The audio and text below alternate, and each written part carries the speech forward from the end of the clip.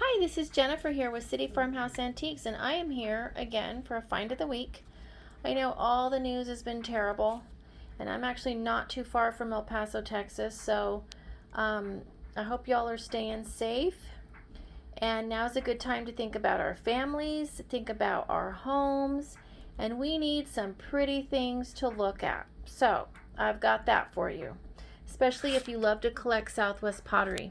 I have not unwrapped this yet. I just undid the taping because you know me, I'm always doing everything one-handed. Oh, I don't like the way they put this tissue in here. It's not really tissue. Can you see this paper? Just a quick little tip. I do not ever put this type of paper. It's soft, but not real soft.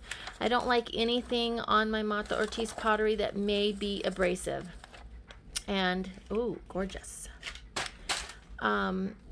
You can see with this metallic graphite finish how things could very easily rub. So if I always put tissue paper before I put my bubble wrap when I wrap these things, but I use a softer tissue paper so there's no abrasiveness.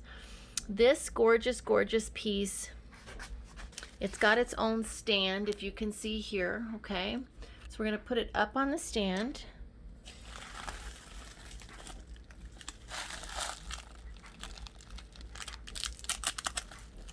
Okay, hang on. Okay, you can see the back. Look at this, it's beautiful. And this is by a master potter. And the potter that did this, here you can see it real well, is Reynaldo Quesada. And this is actually Juan Quezada's youngest brother. And Juan Quezada started all of the Mata Ortiz. So this is definitely done by a master potter with a name. That's why I bought it. Wow, that is beautiful. Look at that. Gorgeous, gorgeous, gorgeous piece. I love this graphite metallic. It just shines. This is a bowl. It's a decorative style bowl.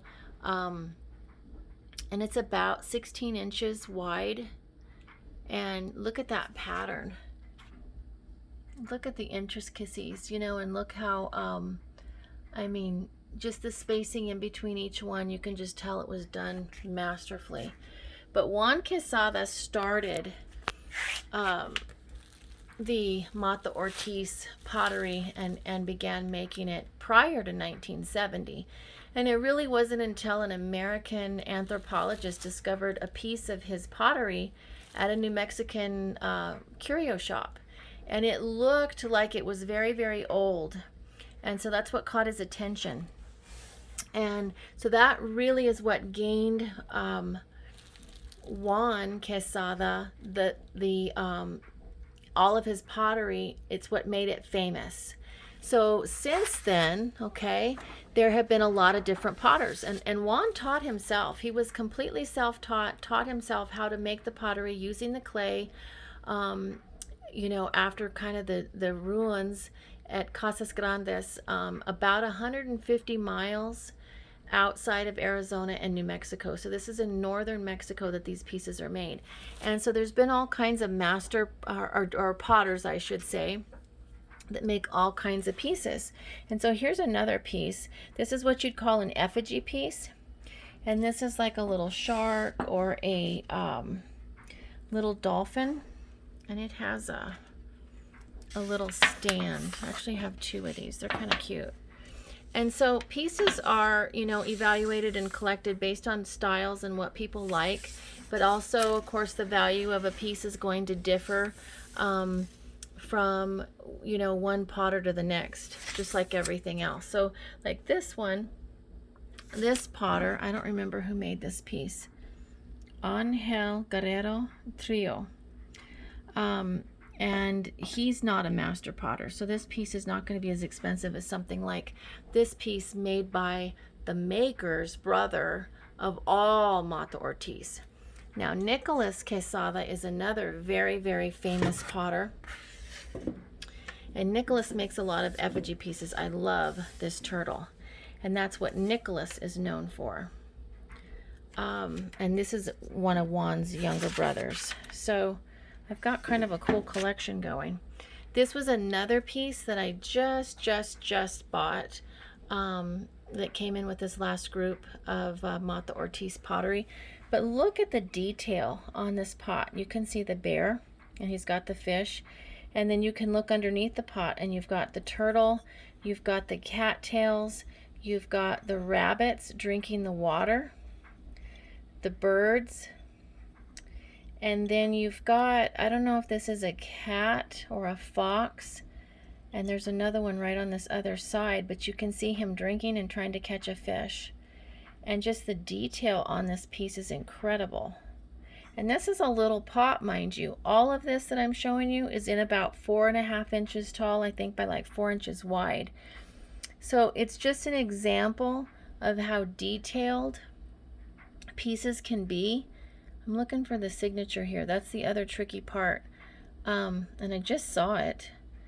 This one's by Leonardo. You know what? Look. Okay, there it is. You see that? Leonardo Lopez Signs, who is another master potter. But you see how carefully you've got to look on these pieces? And look, all of this is so detailed. You see, all of that was hand done. It's amazing, and in clay. And then the other new piece I got, I don't have room on this table, I'll just have to hold it, is, and this is done by the same artist, but isn't this a cool piece with the lizards? And so you can see how if you have a Southwest home, and comment, tell us how you would use these pieces, or if you collect Southwest pottery. But look at the colors, look at the contrast in the colors, and how you could sit these things in a kitchen, up on a shelf, or display up on a like an entertainment center. They really are beautiful, the contrasting colors. And so that's why people collect them. And then plus the stories, you know, behind them. And this one, I think I told you, is done by the same artist. There, he signed it right in there. See how cool that is? So anyway, this is our latest couple of pieces to our Mata Ortiz Southwest Mexican pottery collection. Be sure and check out all of our neat pieces on our website at www.cityfarmhouseantiques.com, where we have more than just antiques, obviously. And be sure and go over and give us a like on Facebook, and message us and tell us if you collect these types of things and this pottery, and where you display it and how you display it. Until next time, have a good week and stay safe.